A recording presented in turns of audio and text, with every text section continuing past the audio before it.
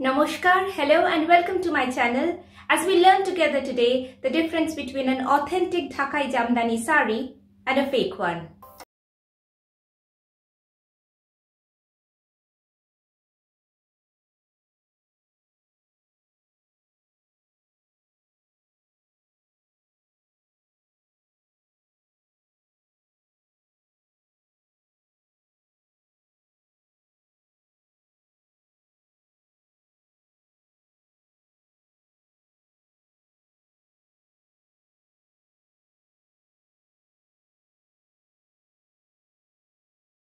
Let's quickly understand what a Dhakai Jamdani saree is for the benefit of those who are not aware. Now, Dhakai Jamdani is a traditional hand-woven saree, taking its name from its place of origin in Dhaka in Bangladesh. Back in the day when India and Bangladesh were undivided, Dhaka was a powerhouse of handloom weaving. Nowadays, most of these Jamdani sarees are made in Narayanganj district of Bangladesh. Now, Jamdani is a Persian word coming from jam, meaning I think flowers, and dani means vase. It takes its name after the typical flowering pot design of Jamdanis. Now, Jamdani in fact is a weaving technique, and apart from Bangladesh, quite a few pockets in India also engage in similar weave. Classic example is the Upara Jamdani from the Upara town, which is in the eastern border of Godavari of Andhra Pradesh. Their sarees look very different from a Dhakai Jamdani saree. They are made of silk, they have totally different specialties, but the weaving pattern of the motifs involves the Jamdani technique. I have one such sarees. I'm going to show it to you in a second. So this is an Upara saree and it has Jamdani weave on its pallu. I'm wearing a Dhakai Jamdani now, so you can easily make out that these two sarees are very different. So this is an Upara Jamdani saree. This is the Jamdani pattern made on the pallu. So even though the weaving technique is same or similar, the sarees look very different. But quite a few years ago, India managed to get a geographical indication tag for the Upara Jamdani. Now, what is the geographical indication or the GI tag? It is something like a seal of approval given by international trade bodies. Basically, it associates a particular product. It can be consumable, it can be textile, with a particular geographical area. Example, tequila from Mexico or tea from Darjeeling. Darjeeling tea was in fact the first GI tag product of India. Now, what does this GI tag mean? GI tag essentially comes with a promise of authenticity, of reputation, of quality. It ensures that the product has been manufactured by using traditional method, traditional techniques, and it's not just a random machine-made item. So the buyer, even if the buyer is not aware of the nitty-gritties, the technique that goes into manufacturing that particular product, if the buyer knows that this is GI tagged, he or she can be sure of the quality and the authenticity of the product. For the trader or the manufacturer, it also makes sense because then they can demand a fair price for their item. Now, when India got GI tag for Upara Jamdani, our neighbors from the east, from Bangladesh, they were not very impressed, and probably rightly so. They probably thought that the word Jamdani is being snatched away from them. So they worked hard. I mean, getting GI tag is quite an arduous process. It involves a lot of bureaucratism and red tapeism. But in 2016, they did manage to get GI tag for the Dhakai Jamdani.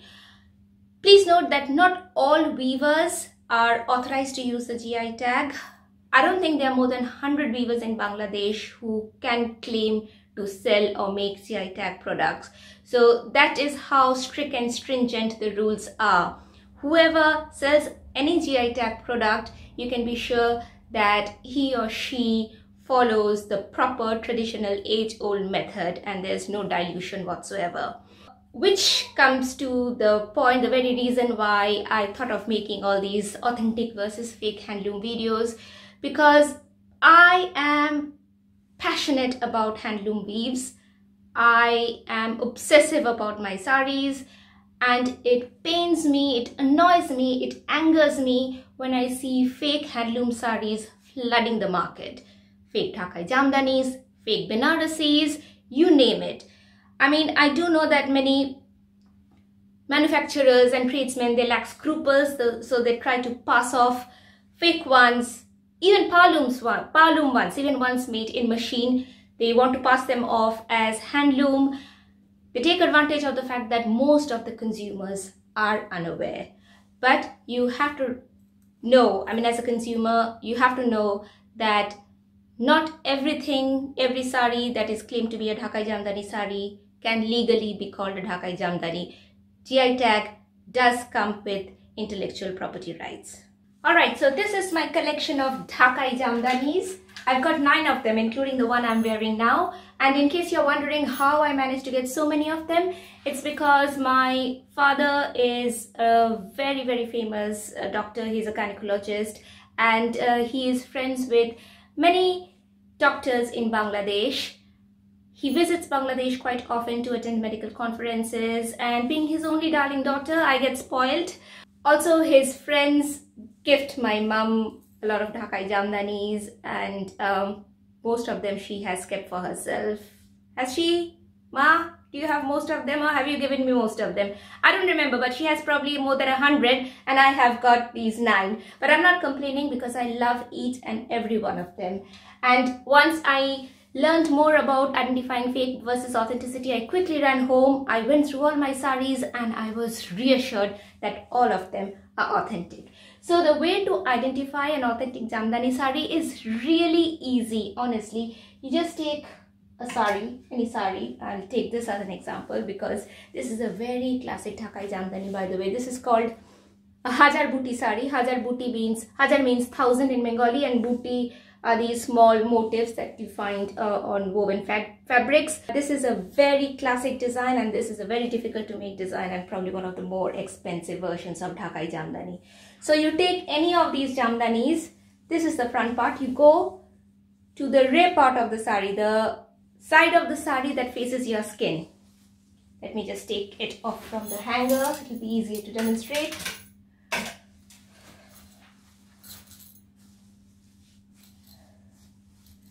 So this is the part that faces the outside world, and this is the inside part. I mean, honestly, this is outside, this is inside. Can you make out the difference? I know it's a camera and you can't make out all the nitty-gritties. You can't really look closely enough through the lens, but it looks very similar even by the naked eye. But that's not what I want you to see.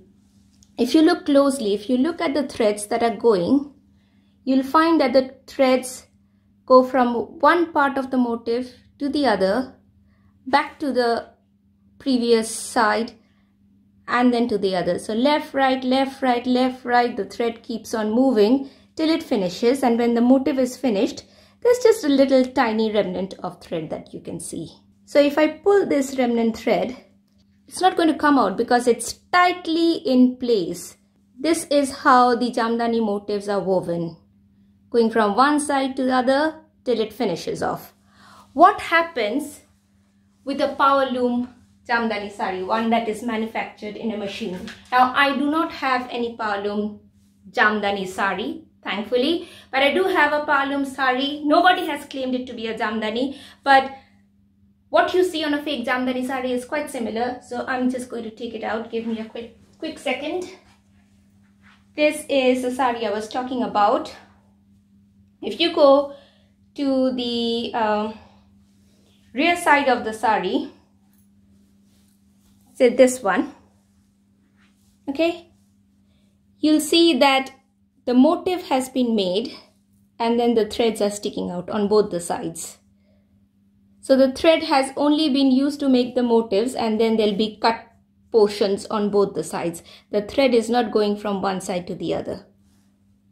If you see the front side, so this is how it looks from the front, and this is how it looks from the back.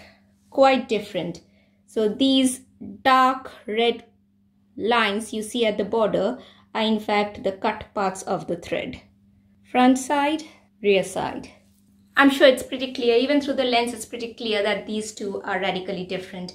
And this is what happens when you have a power loom sari. I'm going to grab hold of another sari. So this is the front side, this is the rear side. There's not much difference anyway. And also the threads are running from one side to the other. The threads start at the beginning of the motif, running from one side to the other till the motif, excuse me, sorry, till the motif finishes. I can take every single sari out and demonstrate the same to you. So this is the front side, this is the rear side. I'm sure you can understand what I mean. This is a Patli Pallu Jamdani. This we did not get from Bangladesh, but this I got from a Bangladesh fair that was held in Bangladesh High Commission in Calcutta a good few years ago. So because it had the stamp of approval from Bangladesh government itself, I assume that this will be an authentic one. This definitely is an authentic one because it also has that typical pattern on the rear side of the sari. So this is the rear side of the sari, and the threads, as you can see, are going from right to left, right to left, right to left till it ends. So this red bit is where the thread has ended, where the weaving process for this particular motif has finished. Similarly for this one, another beautiful sari. This one my parents had got for me when they visited Bangladesh for the first time, and you can see the same pattern here. So that's the rear side, this is the front side. Also of note, if the design is very complicated, if it's a very intricate design, then power looms machines are unable to replicate them. So complicated designs are made by hand only. For example, I don't have that kind of sari, but some saris will have, you know, in these booties they will have these diagonal lines of the same color. So maybe this line of booties will be red, the next one will be black, the next one might be yellow, whatsoever. If you have these diagonal color motifs, that's a kind of design that machines cannot make. This is what I've heard, and this makes sense. If you have different colors running vertically, then machines can replicate it, but not when they are running diagonally. Weaving a Dhakai Jamdani is a labor-intensive process. It takes a lot of time and a lot of effort, and understandably it is quite expensive too. Dhakai Jamdani is mainly woven using cotton fibers, very fine cotton fibers. Back in the day they used to use the finest cotton, muslin cotton. Nowadays most of the times they'll be using slightly thicker yarns of cotton, but still they are quite fine. And sometimes Dhakai Jamdanis are also made using silk fibers along with cotton, so cotton silk Dhakai Jamdanis. But no matter what thread they are using, whether it's pure cotton or cotton and silk, because of the process being so difficult, they are expensive. So if you find a Dhakai Jamdani sari to be really cheap, and I really hate to say this because I want most people to be able to wear authentic handloom saris, but the fact is that for many reasons, because the raw materials are expensive and because it takes loads of time and effort to manufacture one sari, they are expensive. So if the price is too good to be true, it probably is. You are not going to get an authentic Dhakai Jamdani sari in 2,000 or 3,000, probably not even in 5,000. I think the proper ones that come from Bangladesh cost upwards of 10,000 rupees. Unfortunately, you may end up buying fake Dhakai Jamdanis for a lot of money because I told you before, there are many tradesmen who lack scruples and consumers who lack the knowledge. Also, some tradespeople lack the knowledge too, so even they do not know that what they are selling is not proper Dhakai Jamdani sari.